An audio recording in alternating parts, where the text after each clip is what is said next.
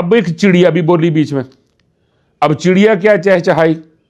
نجم سیٹھی صاحب نے فرمایا کہ ان حلقوں کو بڑی پریشانی ہے کہ بھئی یہ کیا ہو گیا.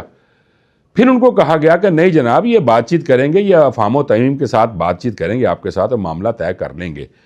اور جو مسئلہ 8 فروری کا آ رہا ہے، یہ اس کو جو اسٹریٹ موومنٹ ہے، یہ ان کے بننے سے ذرا اسٹریٹ موومنٹ بھی نہیں ہوگی، اور اگر ہوئی بھی صحیح تو نہ ہونے کے برابر ہوگی.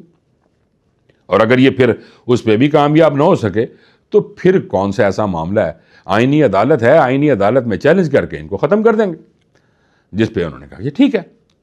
ناظرین، صورتحال بڑی دلچسپ ہو گئی، اور اس پوری صورتحال میں دیکھیے توقعات کی بات ہوتی ہے. توقع کہنا نہیں جی میں نے تیرے کو لیا توقع نہیں سی، یار میں نے تیرے کو لیا توقع سی.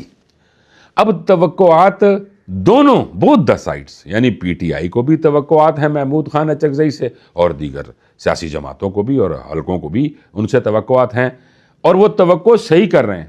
چونکہ وہ جو رضی ہیں انہوں نے جو یہ کہا نا کہ جب پیر خانے سے تعویذ مل گیا ہے تو اس کے بعد وہ گھول کے پی لیا، معاملہ ٹھیک ہے.